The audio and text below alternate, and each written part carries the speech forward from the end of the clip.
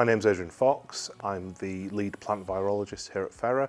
I lead the plant virus diagnostics team, which is responsible for testing plant virus material at import and export to the UK, but we also test in support of potato seed certification, but we also offer a commercial service for virus testing across the whole range of plants that are grown within the UK. The main reason that we will be testing tubers for the presence of viruses is that viruses can seriously impact on the yield of potatoes that you'll get back from your field.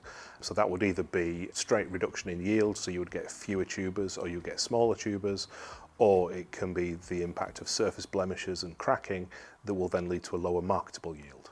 At Fera, we have two ways of testing tubers. We can either do a direct molecular test or we can do a grow-out test.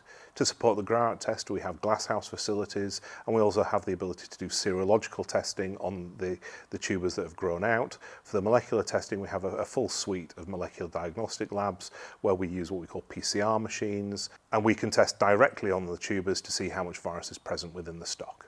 So in terms of comparing the growing out test and the direct molecular test, the two tests are comparable. You may get slight differences in the results due to sampling differences. However, in terms of the tests themselves, what will be picked up by one test would also be picked up by the other, and the results would therefore be comparable. And here at Fera, we do routine validation testing to make sure that those two test results would be comparable with each other. In the laboratory, we can only test the sample that we receive, and we have to make sure that that sample is as representative as possible from the stock that's been sampled.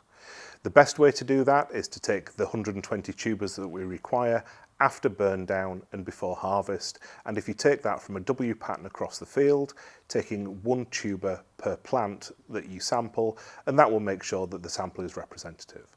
If it's not possible to sample from the field,